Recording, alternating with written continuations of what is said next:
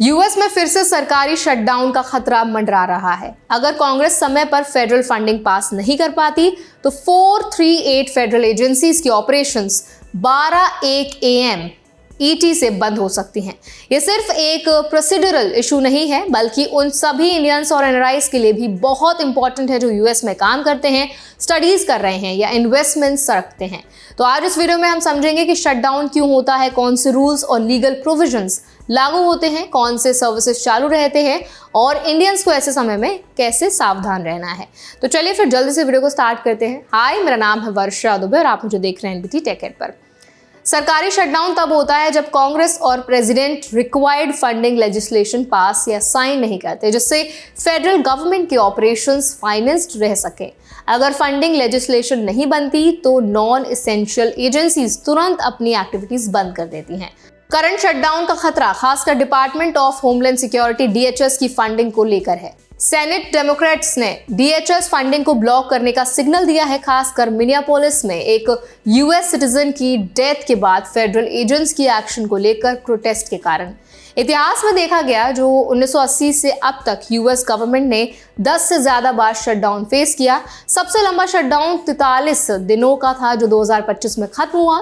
इस बार भी अगर शटडाउन होता है तो इसके असर कई फेडरल एम्प्लॉयज और सर्विसेज पर पड़ेंगे। शटडाउन के दौरान एसेंशियल सर्विसेज चालू रहती हैं। इनमें शामिल है active duty military, federal law enforcement, federal hospital doctors और नर्सेज और air traffic controllers, national weather service, army corps of engineers और NASA यानी कि नासा के कुछ हिस्से भी लिमिटेड स्टाफिंग के साथ ऑपरेट करते हैं। US पोस्टल सर्विस शटडाउन में भी अनअफेक्टेड रहती है क्योंकि ये सेल्फ फंडेड है। कुछ ऑफिसेज जैसे patent and trademark office limited period तक ऑपरेट कर सकते हैं ऑपरेटिंग रिजर्व के जरिए, लेकिन शटडाउन से फरलो और नॉन एसेंशियल एम्प्लॉयज पर असर होता है। उदाहरण के लिए डिपार्टमेंट ऑफ डिफेंस में कम से कम आधी सिविलियन वर्कफोर्स फरलॉक्ड होती है और US नेशनल गार्ड के dual status military technicians unpaid रहते हैं।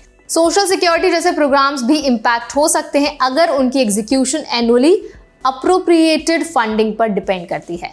इंडियन और एनआरआईज के लिए सिचुएशन अलग तरह की सावधानी मांगती है। अगर आप US में वर्क वीजा H1B L1 या किसी अदर एम्प्लॉयमेंट बेस्ड स्टेटस पर हैं तो ये जरूरी है कि आप फंडिंग गैप के कारण डिलेज या ऑफिस क्लोजर्स से इम्पैक्ट ना हो। फेडरल पेरोल डिलेज और सर्विस डिसरप्शन के दौरान लीगल राइट्स और वीजा कंप्लायंस पर ध्यान देना बहुत जरूरी है। लीगल राइट्स और प्रिकॉशंस जो इंडियन नेशनल्स को लेने चाहिए, एम्प्लॉयमेंट और वीजा कंप्लायंस मेंटेन करना।